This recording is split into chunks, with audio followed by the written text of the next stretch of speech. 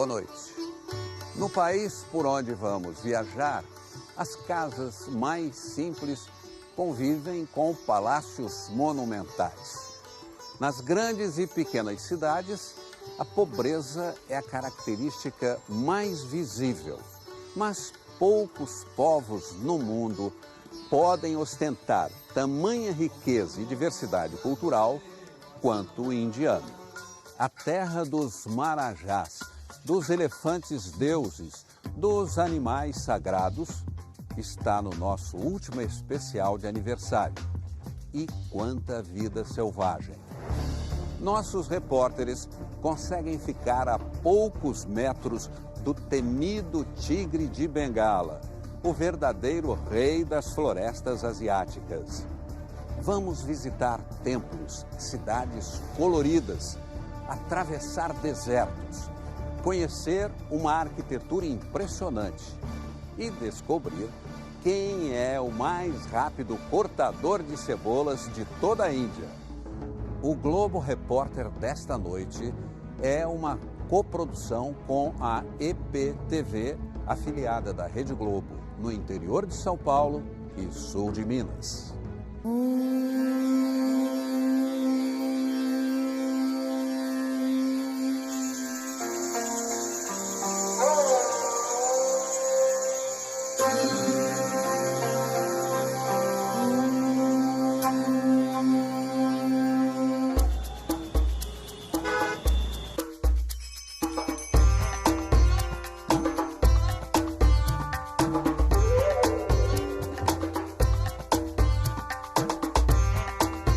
Antiga e moderna, pobre e cheia de ostentação, selvagem e superpovoada. O fascínio da Índia está nos opostos.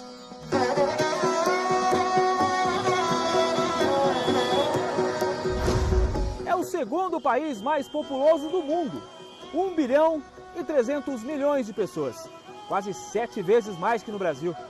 E toda essa gente vive numa área equivalente à região norte do nosso país. Por isso, algumas cidades têm esse caos urbano diário. Mas a Índia é um caminho de contrastes. 10% do território são formados por desertos, recantos de silêncio, onde o homem tem espaço para contemplação. E por que não? Um passeio de camelo. Bem-vindo à Índia, o país da diferença, onde a diversidade se multiplica como grãos de areia. O camelo é meio de transporte, na areia e no asfalto. O trânsito das cidades permite carga pesada, mais de 1 tonelada, e o motorista sobe de elevador.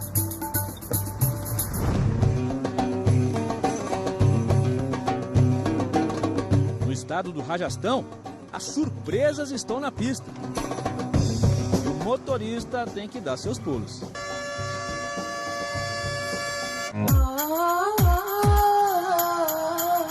O macaco é uma das divindades da Índia. Hanuman, deus da perspicácia. Por isso os hindus compram bananas e distribuem aos bichos como oferenda. Isso quando os próprios macacos não se servem sozinhos. Espertos e folgados. Se deixar, montam mesmo. As vacas sagradas têm a preferência no trânsito. A Índia contabiliza mais de 300 milhões de deuses. E muitas dessas divindades são animais. Nossa equipe cruzou 3 estados: Rajastão, Delhi e Madhya Pradesh, no centro da Índia, lugar de estradas apertadas. Nosso destino é o Parque Nacional Kanha, um refúgio da vida selvagem. Esse é um monumento à ironia. O arco feito com chifre de cervo lembra o tempo em que essa era uma reserva de caça. Aqui a elite inglesa se divertia matando os animais. Isso até 1972, quando foram criadas as leis de proteção. O Parque Nacional Kanha inspirou o Livro da Selva, do escritor Rudyard Kipling, narra a história de Mowgli, Um menino criado com lobos e que enfrentou um terrível vilão, o tigre. E é exatamente atrás desse animal que nós vamos agora, já sabendo que de vilão o tigre não tem nada. Nós é que estamos invadindo o espaço dele.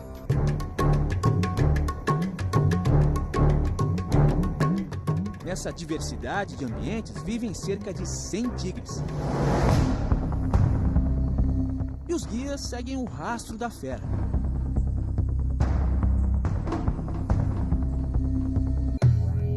Logo entendemos por que existem tantos felinos. O cardápio de presas tem muitas opções.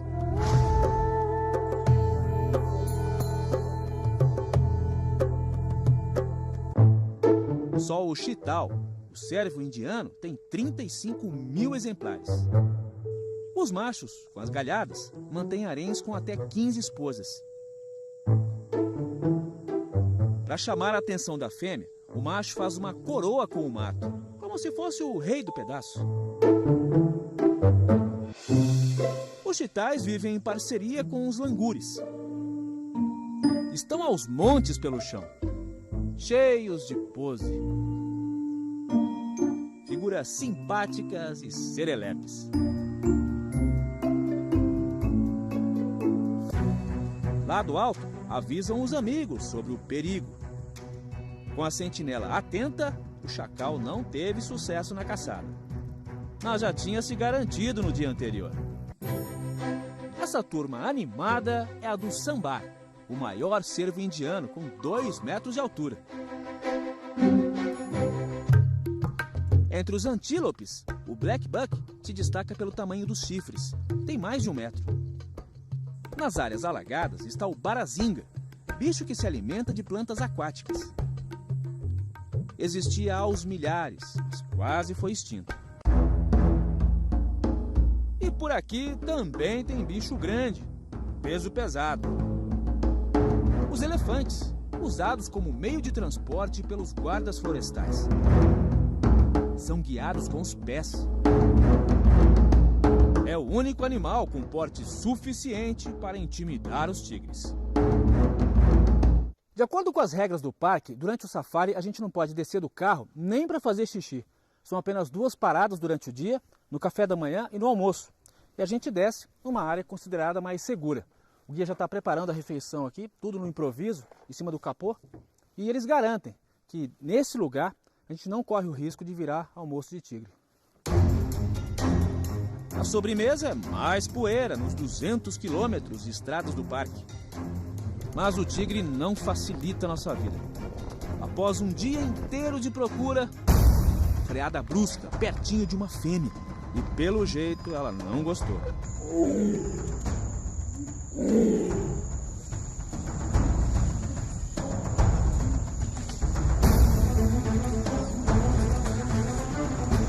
Nosso guia está afastando o carro, porque o bicho está muito próximo e começa a ficar perigoso. Ele encara a gente e vem mesmo. Finalmente, o tigre está cruzando o nosso caminho. É uma fêmea.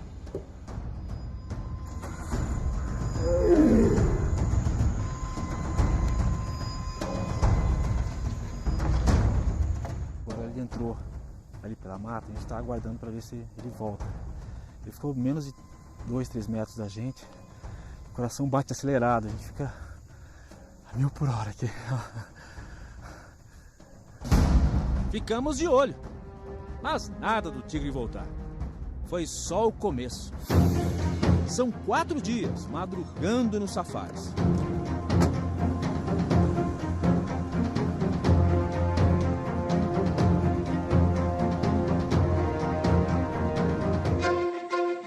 O sol aquece a planície indiana e desperta a vida.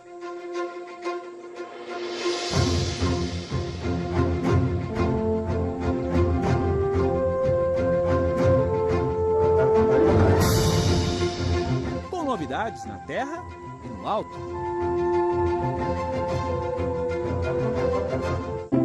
Entre as 300 espécies de aves, a elegância do drongo-rabo de raquete. E as cores do kingfisher, uma das aves mais populares da Índia. Seguimos pelas trilhas da floresta. E a movimentação dos bichos dá o alerta. Os guias se agitam. Dessa vez, um macho surge diante de nossas lentes. Tem mais de 1 metro de altura e impõe respeito. Agora podemos ver os detalhes das patas que caminham para dentro. E por onde ele anda, demarca o território.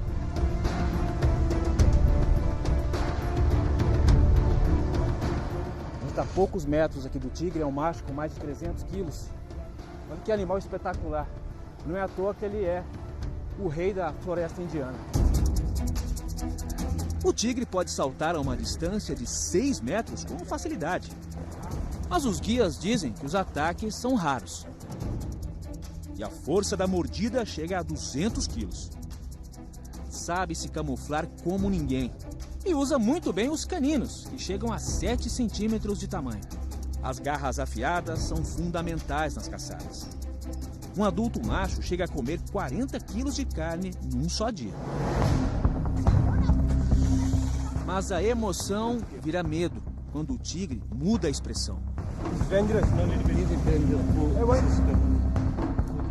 Parou, tá encarando a gente aqui.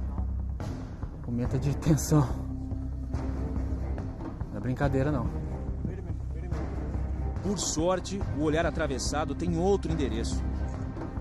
Macho e fêmea cruzam o mesmo caminho e se aproximam aos poucos.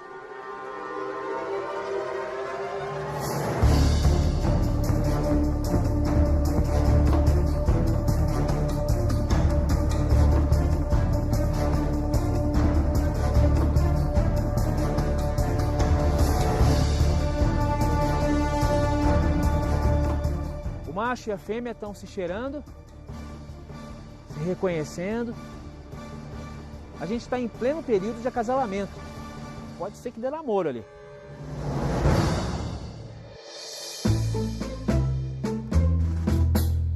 O galã investe, mas a dama se deita de lado. Tipo, hoje não, tô com dor de cabeça. O tigrão tenta mais uma vez e leva outro fora. Não deu namoro. Mas se ela tivesse no período fértil, seriam 60 vezes por dia, durante uma semana. A fêmea não quis acasalar porque tem filhotes ainda muito jovens. Só 10 ou 12 meses depois de ter os filhotes, ela está preparada para acasalar outra vez. Se ela ficar muito tempo namorando com o macho, os filhotes vão morrer sem comida.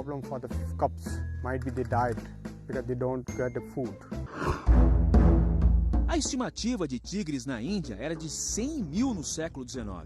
Caiu para 40 mil na década de 70.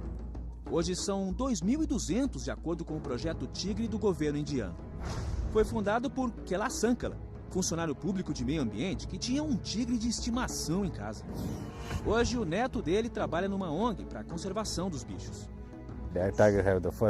A primeira lição que a mãe tigre dá ao seu filhote é que os humanos são os predadores, diz ele.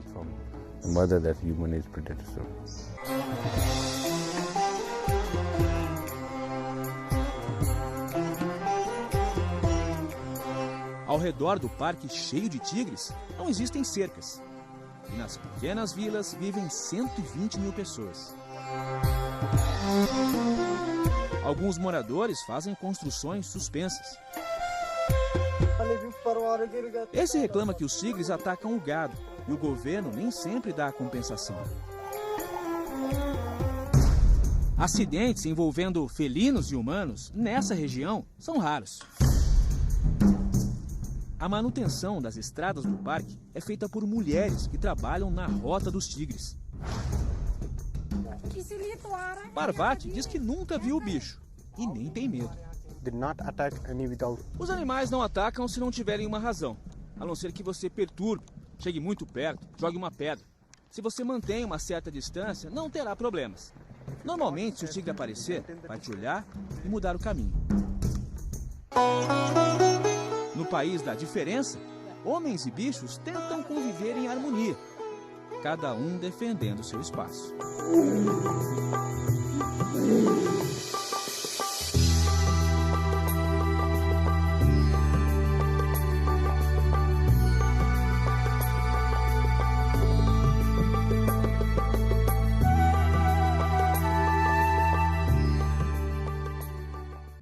Uma cidade dourada, outra azul e a terceira rosa.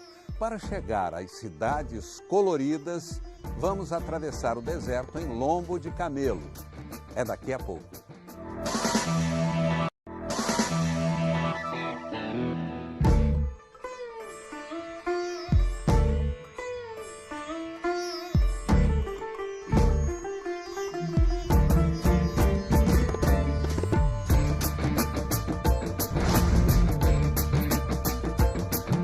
Oeste da Índia, um horizonte redesenhado ao sabor dos ventos. O deserto de Thar. Quase 500 quilômetros de areia e silêncio.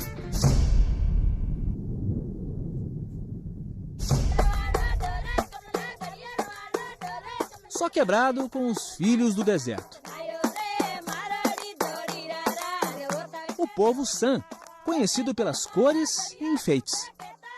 A menina de 7 anos se chama Durga, nome da deusa de vários braços que combate os demônios. Sob a luz do sol e do fogo, as tribos mostram o ritmo e habilidades circenses. A dançarina equilibra 6 vasos na cabeça e com os pés desafia 2 espadas.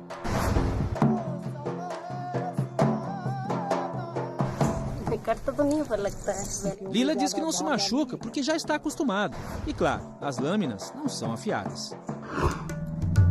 Na rota do deserto,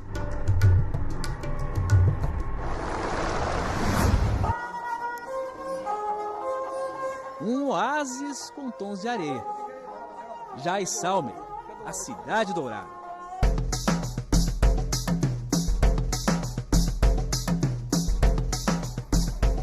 Foi fundada no ano 1156 por um Rajput, um guerreiro, segunda casta mais importante da Índia. Conserva uma arquitetura com ares medievais. Há 9 séculos, Jaisalmer era uma importante rota da seda, mas hoje vive do turismo, graças às construções feitas com arenito dourado, material encontrado em grande quantidade por aqui. Esse é um dos poucos lugares do mundo onde parte da população vive dentro de uma fortaleza, a Gigante de Pedra. No alto da colina, a fortaleza é soberana. Erguida em pedra sobre pedra, a sentinela do tempo preserva os canhões, templos e casas onde mora gente como o seu Noami. O senhor de 67 anos conta que várias gerações da família dele moraram aqui. E como é uma fortaleza, é muito seguro viver nesse lugar. 30% da população de Jaisalmer moram dentro do forte. E as pedras de arenito também viram arte. Davison leva 5 dias para esculpir os trabalhos feitos como na antiguidade. Assim, ele ajuda no orçamento da família. O menino de 13 anos fala o Marvari, um dos 400 dialetos da Índia, mas entende um pouquinho de inglês. Congratulations! Daneva! Daneva!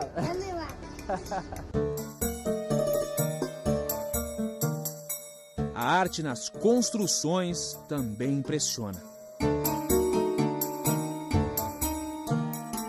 Essa é Patwa Haveli, a casa de comerciantes do século XVIII. É repleta de detalhes inspirados na arquitetura hindu e muçulmana. Em Jaisalmer, até o cemitério é charmoso. O lugar onde os comerciantes eram cremados tem mausoléus de areia dourada. A 300 quilômetros dali, o cenário muda de cor.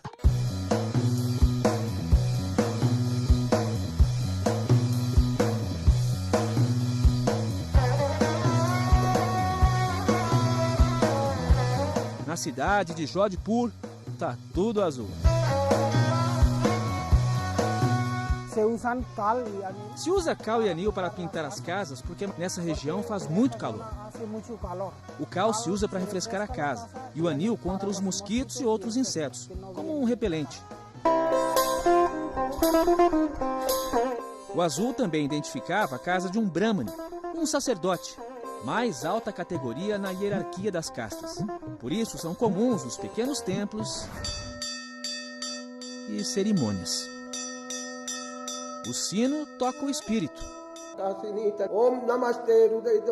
Os sacerdotes passam uma mistura de leite, sândalo e ervas na testa. Durante 3 horas seguidas, repetem mantras. Dão iogurte com água do rio Ganges para Shiva, o deus da destruição e da transformação. Gopishkan Joshi explica que o ritual se chama Abhishek, o banho dos deuses. É feito toda segunda-feira. O ponto de encontro de Jodhpur é o Sardar Market, o mercado que lembra um camelódromo. Na praça, a herança do domínio britânico é um cartão postal, mas não é o único. A 120 metros de altura, o Monte Rochoso se confunde com o Forte Mehrangar. Construído durante 4 séculos, tem a dimensão do poder dos Marajás, os antigos reis.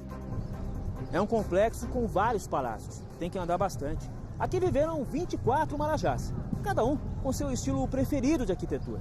E dessa mistura estão o charme e também a imponência do lugar. O complexo tem arquitetura hindu e mogol, invasores muçulmanos. São vários palácios onde viviam os Marajás e a família, com toda a ostentação. Esse ambiente é decorado com 80 quilos de ouro maciço. O guia explica que é o Palácio das Flores, o lugar de entretenimento do Marajá. Aqui as dançarinas faziam apresentações para o rei e os convidados. As rainhas eram proibidas de entrar. O Marajá Takatsin, que viveu no século XVIII, se casou com 30 mulheres e tinha mais 31 concubinas, as extraoficiais. Para decidir quem iria passar a noite nos aposentos do Marajá, as mulheres participavam de jogos como ludo. O dono do harém teve 48 filhos e todos os descendentes viveram no forte. As esposas dos Marajás eram chamadas Maranes. Quase não apareciam em público e eram carregadas por vários homens num transporte fechado, uma das atrações desse museu. De acordo com a tradição, quando o Marajá morria, as Maranes se sacrificavam. No dia do enterro, elas acompanhavam o corpo do marido por esse trajeto que nós estamos fazendo. E iam distribuindo as joias que ganhavam. Na cremação do corpo do rei, as esposas se atiravam ao fogo, mas antes deixavam a última recordação, a marca das mãos nessa parede, a prova da fidelidade.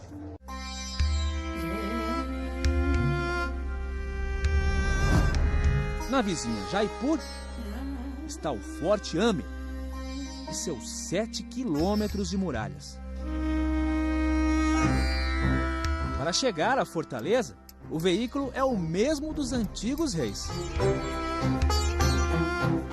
Passamos pelo lago e um jardim suspenso.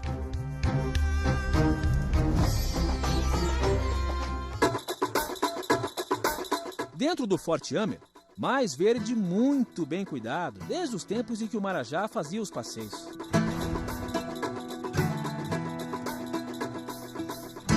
Relíquias arquitetônicas do século XVIII, época em que a Índia tinha 600 reis.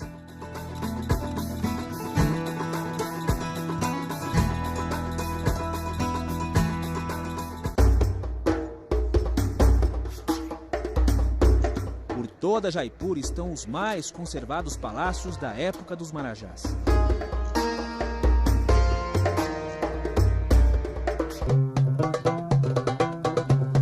Como cada cidade tem uma cor, aqui a tradição é esse marrom desbotado, que eles chamam de rosa.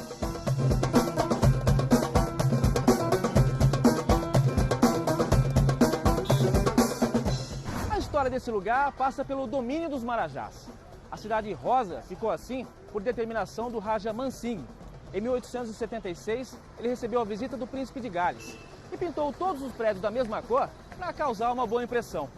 A esposa favorita do Marajá adorou o resultado e convenceu o marido a criar uma lei onde ninguém mais poderia mudar a cor dos prédios. Mais de 140 anos depois, a Cidade Rosa continua impressionando os visitantes. O Palácio dos Ventos é a construção mais icônica de Jaipur. Nas janelas cheias de furinhos, as mulheres dos Marajás acompanhavam o movimento das ruas, sem serem vistas.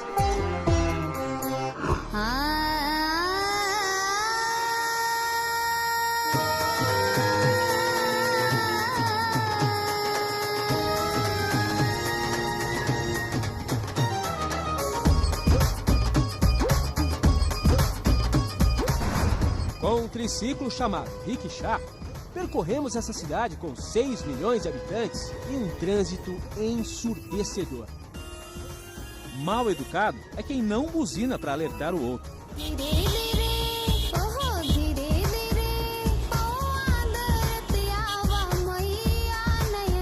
Abdul Sharik, que já morou no Brasil, diz que o barulho não incomoda. Nós estamos acostumados com isso, né? Como que acostuma com isso? Porque nós nasceu aqui e todo dia nós passeamos na rua e todo mundo buzinhando. Quem acelera a economia de Jaipur é a produção de tapetes. Um trabalho artesanal e demorado. Cada peça leva até 4 meses para ficar pronta, mesmo com a rapidez na tecelagem. Os desenhos são marca registrada de cada família e atravessam gerações. Anshul faz parte da quinta. Mostra a coleção de tapetes feitos com seda, lã e pelo de camelo.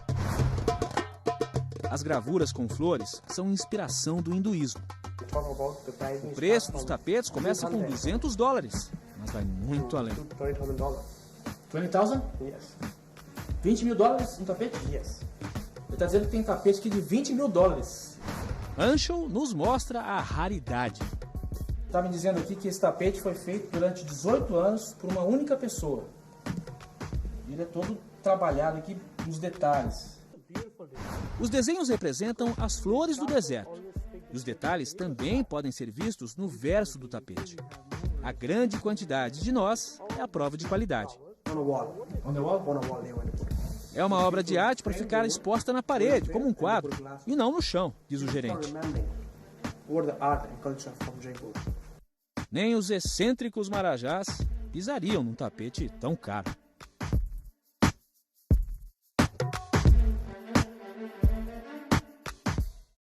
Um povo movido pela fé e o inacreditável recorde do mais rápido cortador de cebolas de toda a Índia. É daqui a pouco.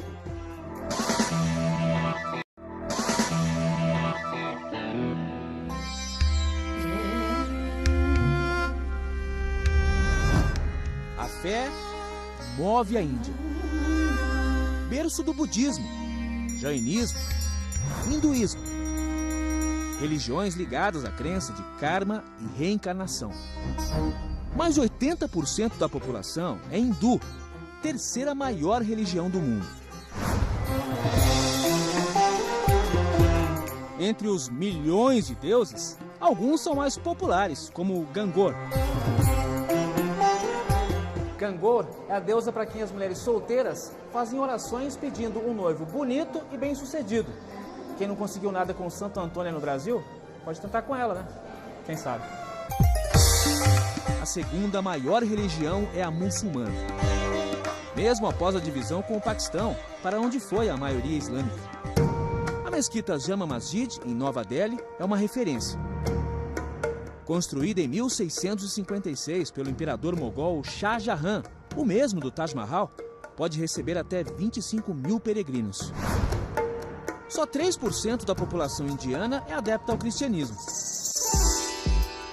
Este é o Gurdwara Bangla Sahib, o templo da religião que mais cresce na Índia, o Sikhismo.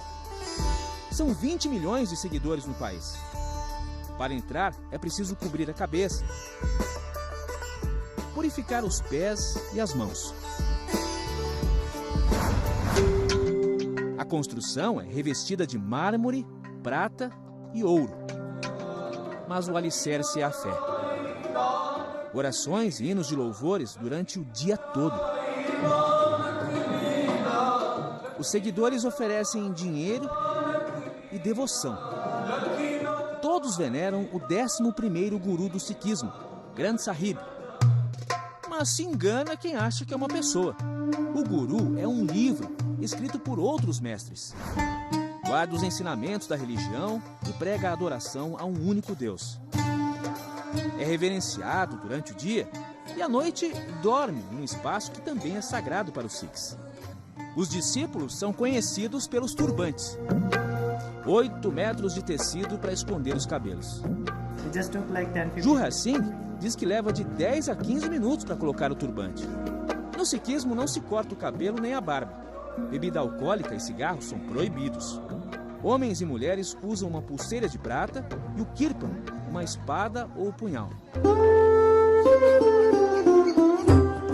Do lado de fora do templo está o Sarovar, o lago de água sagrada. No século XVII, Delhi enfrentou grandes epidemias de cólera e varíola. E segundo os seguidores do sikhismo, nessa região havia uma fonte, onde quem se banhava ou tomava da água alcançava o milagre da cura. Na década de 70 foi construída essa enorme piscina que virou o ponto de peregrinação dos devotos. De acordo com a religião, quem se molha aqui lava o corpo e também a alma. Essa família é hindu, mas frequenta o templo Sikh. Dizem que a água é milagrosa e cura. Eu sou hindu, mas também creio nisso. Afinal, o sikhismo nasceu do hinduísmo, diz Anjali. No restaurante Sikh, enormes tachos preparam alimento para mais de 2.000 pessoas, todos os dias. Trabalho feito por voluntários. Como Amar Singh, o cortador de cebola mais rápido da Índia. Está me dizendo aqui que ele cortou só hoje 80 quilos de cebola. Também com essa rapidez toda, né? A gente está com o timer aqui para ver quantas cebolas ele corta aqui, em quanto tempo. Tem 1, 2, 3, 4, 5, 6, 7, 8, 9, 10, 11, 12 cebolas. Tem 12 cebolas, vamos ver em quanto tempo ele corta. Vou marcar aqui.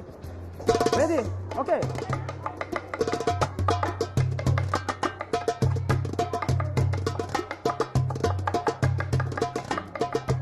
Ele é muito rápido, é impressionante. 12, opa! Olha o tempo aqui, ó. Cortou 12 cebolas em 53 segundos. É um fenômeno. Ele tem Singh no sobrenome, como todos os Sikhs. É comerciante e uma vez por semana se dedica à cozinha comunitária, temperando o trabalho com muito bom humor. Ele dá risada porque é incrível, ele não chora para cortar a cebola. Eu tô aqui em prantos aqui.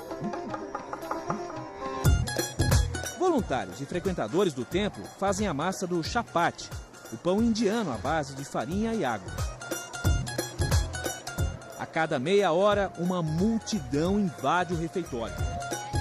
E ninguém fica de prato vazio. Brahmanes, da casta mais alta, ou Dalits, da mais baixa, são iguais na partilha do alimento. Esse é um lugar onde ninguém passa fome. Gente de todas as raças e religiões tem direito a um prato de comida. Para os Sikhs, servir ao homem é servir a Deus. Hoje no cardápio a gente tem aqui feijão com lentilha, batata doce e o chapati, que é o pão sem fermento. E a gente tem que comer exatamente como os indianos, com a mão. O restaurante funciona 24 horas por dia. Gente de outros países também é convidada para o banquete, inclusive do Brasil. Marília veio há 1 ano para a Índia trabalhar com tecnologia e experimentou o sabor da solidariedade. Num país como a Índia, é um dos poucos lugares que você vê igualdade. Tem as castas, tem as religiões, tem a diferença de línguas e aqui dentro eles não fazem nenhuma diferença. É um pedacinho de paz assim, que a gente tem às vezes.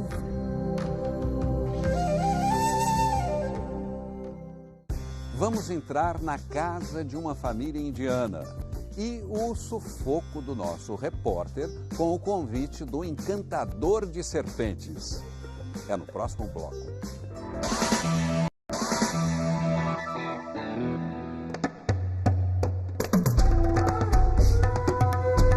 Nos últimos anos, a economia cresceu, mas a pobreza não diminuiu na Índia. Saneamento básico e água tratada são um privilégio de uma minoria. 70% da população vivem em áreas rurais pobres, algumas com técnicas rudimentares de agricultura.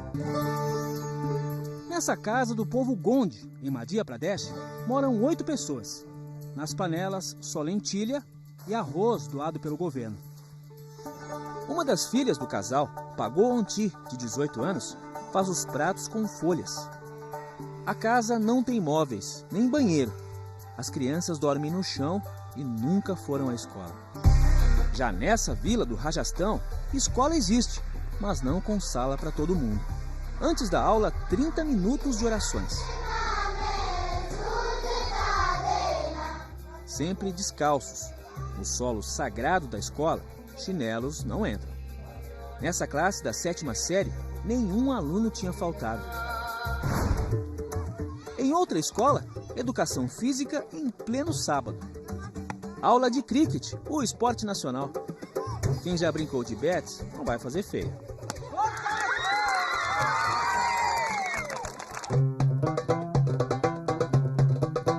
Em Nova Delhi, a pobreza e o atraso produzem imagens surreais.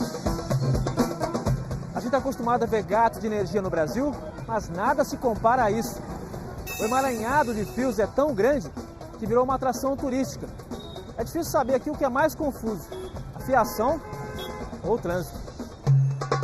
Estamos na região do Chandni Chowk, o maior mercado de especiarias da Ásia. Cores, sabores e aromas com trilha sonora. O cheiro forte das pimentas provoca um festival de tosse. Até os comerciantes se protegem. O mercado também tem prestação de serviço. No meio da rua, eles fazem barba, cabelo e ouvido. Os limpadores são tão antigos quanto a Índia. No meio desse trânsito insano, a multidão frenética, encontramos um indiano que tenta traduzir essa loucura em português. É normal pra gente. É um caos tranquilo, sabe? Um caos tranquilo. Onde todo mundo segue a vida, ninguém liga no outro, ninguém perturba o outro, todo mundo sabe o que está rolando. É o nosso país. Yash jogou futsal no Brasil e na Índia, ao lado de Falcão e Ronaldinho Gaúcho. Ele nos leva até a casa dele, em Gurgaon, na Grande Delhi. Namastê! Já recebi as boas-vindas aqui. Meu pai, Seu pai? minha mãe, a minha irmã, a amiga da minha irmã. E alguém fala português aqui? Ninguém fala português. Ninguém fala português. Só eu. Só você. O pai de Yash mostra o templo na sala e me convida a fazer um ritual. Ele diz que é preciso girar a vela com flores no sentido horário e tocar o sino ao mesmo tempo. A oferta é para deuses como Balaji e Lakshmi, a divindade que ajuda a atrair dinheiro. E quem não precisa? A mãe de Yash abre uma gaveta com centenas de massalas, mistura de especiarias, com cúrcuma, cominho e outras variedades. Ela faz um tempero caseiro à base de coentro, pimenta e menta e capricha nos pratos. A gente tem mix de legumes, vegetais aqui. Isso aqui é quiabo. Isso aqui é nosso feijão indiano com molho diferente e masala por cima também. O iogurte nosso indiano. Isso aqui é mais famoso, mais favorito de nós. Isso aqui é butter chicken, que é frango feito com molho e manteiga também. Um típico jantar indiano, mas cada um come do jeito que está acostumado. A Índia é como uma grande masala, uma grande mistura. Uma grande masala de tudo. Eu amo aqui, eu amo. O meu país eu amo. É meu país, eu nasci aqui, eu sou daqui. Mas eu gosto do Brasil bastante, Experimentar o sabor da diferença. A lição dos indianos para o mundo todo. O que é que você acha que mais aprendeu aqui? que a maneira que as pessoas pensam são diferentes e que aquilo não é melhor ou pior, é só diferente.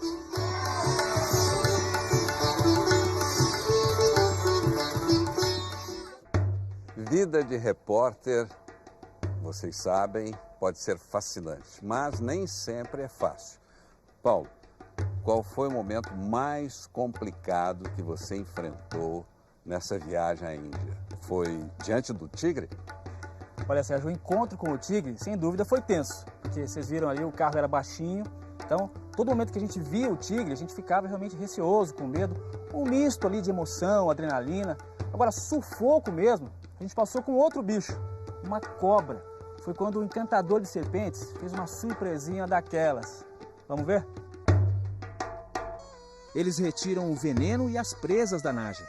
E por trás do hipnotismo está a vibração do som que atrai o bicho. Ele está dizendo que vai colocar agora no meu pescoço. Meu Deus do céu. Nossa. Que medo. Nossa. Jamais imaginei que ia viver uma situação dessa. Ainda bem que ela tá olhando pra lá, né? Ok? Vou tirar essa cobra aqui. Não vou facilitar, não. Que alívio. Por hoje é só. Vamos marcar o nosso encontro para a próxima semana. Até lá.